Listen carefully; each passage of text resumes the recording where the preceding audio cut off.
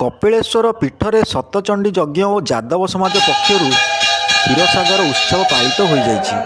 ନିରାକାରପୁର ନିକଟବର୍ତ୍ତୀ ବାଲିଗାଁ ଡିଆଁ ଓ ପୋଲସାହି ଅଞ୍ଚଳରେ ହେଲା ଚଳଚଞ୍ଚଳ। ଖୋର୍ଦ୍ଧା ଜିଲ୍ଲା ଟାଙ୍ଗୀ ବ୍ଲକ ଅନ୍ତର୍ଗତ ନିରାକାରପୁର ନିକଟବର୍ତ୍ତୀ ବାଲିଗାଁ ଡିଆଁ ପୋଲସାହି ମଧ୍ୟଭାଗରେ ଅବସ୍ଥିତ ବାବା ଶ୍ରୀ ଶ୍ରୀ କପିଳେଶ୍ୱର ମହାଦେବଙ୍କ ମନ୍ଦିର।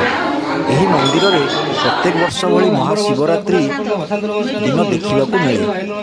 ଲୋକାରଣ୍ୟ ଯାଦବ ସମାଜ ପକ୍ଷରୁ ଦୂରଦୂରାନ୍ତରୁ ଭକ୍ତମାନେ ବିରାଟ ପଟୁଆରରେ ଆସି କ୍ଷୀରସାଗର ଉତ୍ସବକୁ ମହା ଆଡ଼ମ୍ବରରେ ପାଳନ କରିଥାନ୍ତି।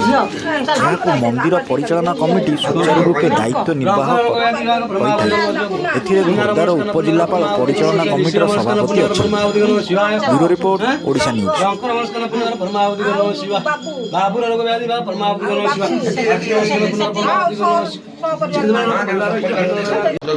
ଯଜ୍ଞର କର୍ତ୍ତା ଅଛନ୍ତି, ଆସନ୍ତୁ ତାଙ୍କୁ ପଚାରି ବୁଝିବା। ଆଜ୍ଞା, ଓଡ଼ିଶା ନ୍ୟୁଜ୍କୁ ଆପଣଙ୍କୁ ସ୍ୱାଗତ। ଧନ୍ୟବାଦ। ତ ଆପଣ ନିଶ୍ଚିତ ଭାବରେ କର୍ତ୍ତା ହୋଇକି ବସିଛନ୍ତି, ତ ସମାଜ ପାଇଁ ବାର୍ତ୍ତା ଆପଣ କ'ଣ ଦେବେ? ଆପଣ କେତେ ଦୂର ଅନୁଭବ କରିପାରୁଛନ୍ତି? ପ୍ରଥମେ ଦର୍ଶକମାନଙ୍କୁ ଟିକେ ପରିଚୟ ପ୍ରଦାନ ଆପଣ କରିବେ। ମୋ ନାଁ ପ୍ରଦୀପ୍ତ କୁମାର ଦାସ, ଇଏ ମୋର ଧର୍ମପତ୍ନୀ ବିଷ୍ଣୁପ୍ରିୟା ଦାସ। ଅହମ୍ଭାବ ଆଉ କିଛି ତ୍ୟାଗ କରିବା ପାଇଁ, ଏ ଦୁନିଆରୁ କଳୁଷିତ ଦୂର କରିବା ପାଇଁ, ପଲ୍ୟୁସନ୍ ଦୂର କରିବା ପାଇଁ ସାଇଣ୍ଟିଫିକ୍ ରିଜିନ୍ ଅନୁସାରେ ଘୃତଯଜ୍ଞ ନିହାତି ଆବଶ୍ୟକ ପଡ଼ୁଛି। ସେଥିପାଇଁ କପିଳେଶ୍ୱରଙ୍କ ପୀଠରେ ଘୃତଯଜ୍ଞ କରାଯାଉଛି। ତା ସାଙ୍ଗରେ ଆମର ଆନନ୍ଦ ବଜାର ସବୁଦିନ ଖୋଲା ହେଉଛି। 1000-1200 ଲୋକ ରେଗୁଲାର ଖାଉଛନ୍ତି। ଆଜି ଅଧିକା ପ୍ରସାଦ ସେବନ କରାଯିବ ଏବଂ ମୋର ସୌଭାଗ୍ୟ ଯେ ମୁଁ ଏ ବର୍ଷ କର୍ତ୍ତା ରୂପେ ପ୍ରଭୁ କପିଳେଶ୍ୱରଙ୍କ ପାଖରେ ଉପନୀତ ହୋଇଛି। ବ୍ରାହ୍ମଣମାନଙ୍କ ଦ୍ୱାରା ଏ କାର୍ଯ୍ୟ ସମ୍ପାଦନ କରାଉଛି। ଧନ୍ୟବାଦ, ଧନ୍ୟବାଦ। ଯାହା କହୁଥିଲେ ନିଶ୍ଚିତ ଭାବରେ ଆପଣମାନେ ଦେଖିପାରୁଥିବେ ଯେ କର୍ତ୍ତା ଅଛନ୍ତି, ମୁଖ୍ୟ କର୍ତ୍ତା, ଏବଂ ସୌଭାଗ୍ୟର ଦିନ ତାଙ୍କ ପାଇଁ, ଯାହାକି ଏ ସୁଯୋଗ ତାଙ୍କୁ ମିଳିପାରିଛି। ଆପଣମାନେ ନିଶ୍ଚିତ ଭାବରେ ଦେଖିପାରୁଥିବେ। ଏବଂ ସମାଜରୁ କଳୁଷିତ ଦୂର କରିବା ପାଇଁ ସ୍ୱାର୍ଥହୀନ ଅବସ୍ଥାରେ ବା ସ୍ୱାର୍ଥକୁ ତ୍ୟାଗ କରି ଯେଉଁ କର୍ମ ହିଁ କରାଯାଏ, ସେ ଆଜି ସେହି କର୍ମ କରୁଛନ୍ତି। ପ୍ରଭୁ ତାଙ୍କୁ ସେହି ଦିଗ୍ଦର୍ଶନ ଦେଇଛନ୍ତି। ଧନ୍ୟବାଦ। ଆସନ୍ତୁ, ମା ଅଛନ୍ତି ଆମ ଗହଣରେ, ଆସନ୍ତୁ ପଚାରି ବୁଝିବା। ମା, ଓଡ଼ିଶା ନ୍ୟୁଜ୍କୁ ଆପଣଙ୍କୁ ସ୍ୱାଗତ। ଓମ୍ ନମଃ ଶିବାୟ। ସତରେ ପ୍ରଭୁଙ୍କ କାମ କରି ସବୁକିଛି ଭୁଲି ଯାଇଛୁ ଆମେ। ସବୁକିଛି, ଘର ଦ୍ୱାର ସଂସାର ସବୁକିଛି ଭୁଲିଯାଉ। ତାଙ୍କ ଇଚ୍ଛାରେ ସବୁ ଚାଲିଛି। ସେ ମହେଶ୍ୱରଙ୍କୁ ସମସ୍ତେ ଡାକନ୍ତୁ, ଏ ଜଗତର ଉଦ୍ଧାର ହେବ, ଏ ଜଗତର କଲ୍ୟାଣ ହେବ। ସମସ୍ତେ ତାଙ୍କର ଦୁଃଖ ଶୁଣିବେ। ସବୁ ପ୍ରଭୁଙ୍କ ଉପରେ ସ୍ଥାପିତ କରିଦିଅ। ଦେଖ, ଆସନ୍ତୁ ପ୍ରଭୁଙ୍କ କାମରେ ଟିକେ ଯୋଗଦାନ ଦିଅନ୍ତୁ। କେତେ ସୁନ୍ଦର ଲାଗୁଛି ଆପଣମାନେ ଭାବିପାରିବେ ନାହିଁ। ଏ ଜୀବନ ସତରେ କେତେ ଅମୂଲ୍ୟ। ସତରେ ପ୍ରଭୁଙ୍କ ପୀଠକୁ ଆସନ୍ତୁ, ତାଙ୍କୁ ଟିକେ ଡାକନ୍ତୁ, ସମୟ 5 ମିନିଟ୍ ଦିଅନ୍ତୁ ଠାକୁରଙ୍କୁ। ଦେଖନ୍ତୁ କେତେ ସୁନ୍ଦର ଲାଗୁଛି ଏ ଜୀବନ, ବହୁତ ଅମୂଲ୍ୟ। ଭଗବାନ ଆମକୁ କେତେ ସୁନ୍ଦର ଜୀବନ, ମଣିଷ ଜୀବନ ଦେଇଛନ୍ତି। ସେଥିରେ ଆମେ ତ ଟିକିଏ ସମୟ ବାହାର କରିବା। ଏ କର୍ମମୟ ଜୀବନରୁ ଟିକିଏ ଆପଣ ବାହାରନ୍ତୁ। ଏତିକି କହି ମୁଁ ଏବେ କରିବି। ଧନ୍ୟବାଦ, ଧନ୍ୟବାଦ। ଦେଖିପାରୁଥିବେ ଆପଣମାନେ ନିଶ୍ଚିତ ଭାବରେ ଭିଜୁଆଲ୍ ମାଧ୍ୟମରେ ଯେ କପିଳେଶ୍ୱର ପୀଠରେ ଆମେ ଉପସ୍ଥିତ ଅଛୁ ଏବଂ ମା କହୁଥିଲେ, ଯାହାକି କର୍ତ୍ତା ଅଛନ୍ତି ଆଜି, ଆଧ୍ୟାତ୍ମିକତାର ନିଛକ ନିଦର୍ଶନ ଏବଂ ପ୍ରମାଣ ଦେଇ ସମାଜକୁ ଯେଉଁ ବାର୍ତ୍ତା ଦେଲେ, ନିଶ୍ଚିତ ଭାବରେ ଆପଣ ଗ୍ରହଣ କରିବେ ବୋଲି ଆମର ଆଶା ଏବଂ ବିଶ୍ୱାସ। ଖୋର୍ଦ୍ଧାର ନିରାକାରପୁର କପିଳେଶ୍ୱର ପୀଠରୁ ପ୍ରସନ୍ନ କୁମାର, ଓଡ଼ିଶା ନ୍ୟୁଜ୍। ପଚାରି ବୁଝିବା। ଆଜ୍ଞା, ଓଡ଼ିଶା ନ୍ୟୁଜ୍କୁ ଆପଣଙ୍କୁ ସ୍ୱାଗତ। ତ କିଭଳି ଭାବରେ ବର୍ତ୍ତମାନ ଯେଉଁ ନୀତି ନିର୍ଘଣ୍ଟ କିଭଳି ଭାବରେ ଆପଣଙ୍କର ହେଉଛି ଏବଂ ଯଜ୍ଞର ଯେଉଁ ଯାହା କହିଗଲେ, ଆଜ୍ଞା, କିଭଳି ଭାବରେ ଏସବୁ କାର୍ଯ୍ୟକ୍ରମ ଆପଣ ସୁଚାରୁ ରୂପେ ପାଳନ କରୁଛନ୍ତି? ଓମ୍ ନମଃ ଶିବାୟ, ଶ୍ରୀ କପିଳେଶ୍ୱରାୟ ନମଃ। କପିଳେଶ୍ୱରଙ୍କ ପୀଠ ଏକ ହେଉଛି ପୁରାତନ ପୀଠ।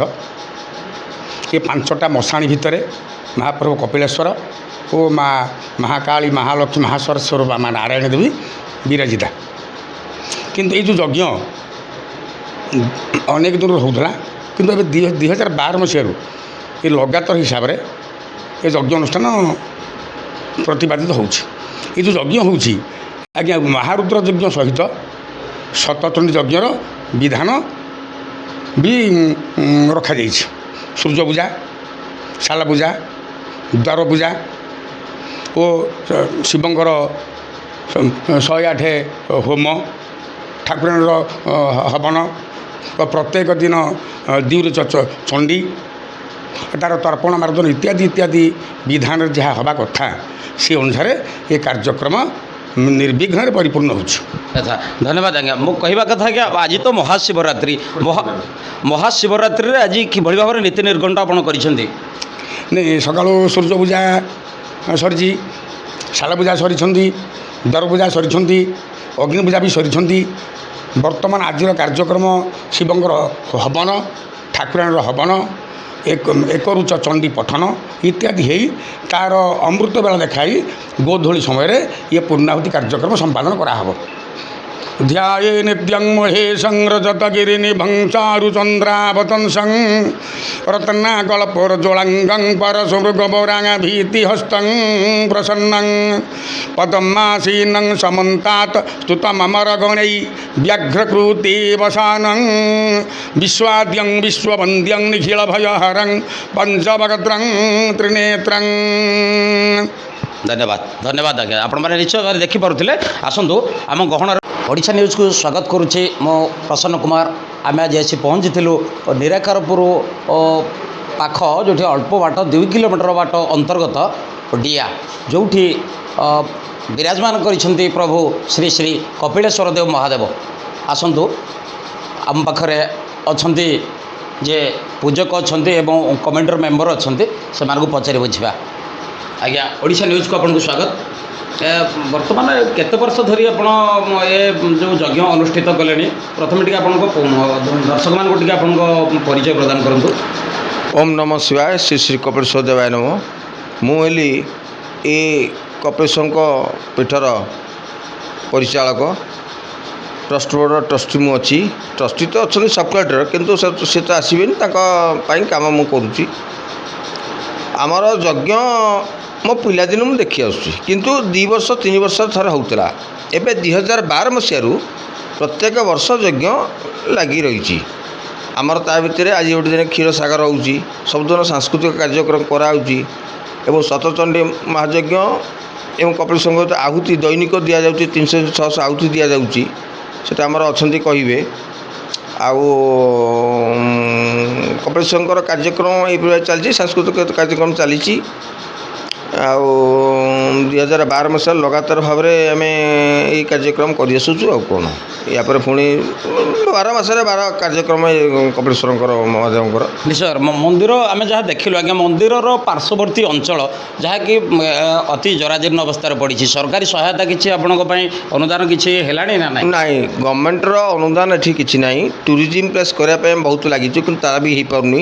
କି ଗଭର୍ଣ୍ଣମେଣ୍ଟର ଅନୁଦାନ ଏଠି ଟଙ୍କାଟେ ଆସୁନି। ଯେତେବେଳେ ରଥଯାତ୍ରା ଗୋଟେ ହେଉଛି ଯେ ଓଡ଼ିଶାରେ 2ଟି ଜାଗାରେ ରଥଯାତ୍ରା ହେଉଛି, ଗୋଟେ ହେଉଛି ଭୁବନେଶ୍ୱର ଲିଙ୍ଗରାଜ, ଗୋଟେ ହେଲା କପିଳେଶ୍ୱର ଡିଆ, କିନ୍ତୁ ଏଠିକି ଟଙ୍କାଟିଏ ନାହିଁ।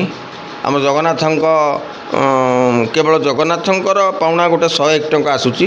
ଆଜ୍ଞାମାଳ, ପାଟପତନି, ଚନ୍ଦନ କାଠ ଏସବୁ ଜଗନ୍ନାଥଙ୍କ ମନ୍ଦିରରୁ ଆସିଲେ ରଥ ଟଣା ହେବ, ସେଇ ଗୋଟିକ ଆମେ ପାଉଛୁ। ଆଉ ପ୍ରଶାସନିକ ସ୍ତରରେ, ଆମର ସରକାରୀ ସ୍ତରରେ କିଛି ଯଦି ଅନୁଦାନ ମିଳନ୍ତା, ମୋତେ ଆଉ ଟିକେ ଡେଭଲପ୍ କରନ୍ତା। ଧନ୍ୟବାଦ। ଯାହା କହୁଥିଲେ ନିଶ୍ଚିତ ଭାବରେ ଆପଣମାନେ ଦେଖିପାରୁଥିବେ, ଯେଉଁ ଆମେ କହୁଛୁ କପିଳେଶ୍ୱର ଦେବଙ୍କ ଯଜ୍ଞପୀଠ ସ୍ଥଳୀରୁ, ଯାହା କହୁଥିଲେ ଟ୍ରଷ୍ଟି ବୋର୍ଡ଼ର ସକ୍ରିୟ ସଦସ୍ୟ। ଆସନ୍ତୁ ଆମ ଗହଣରେ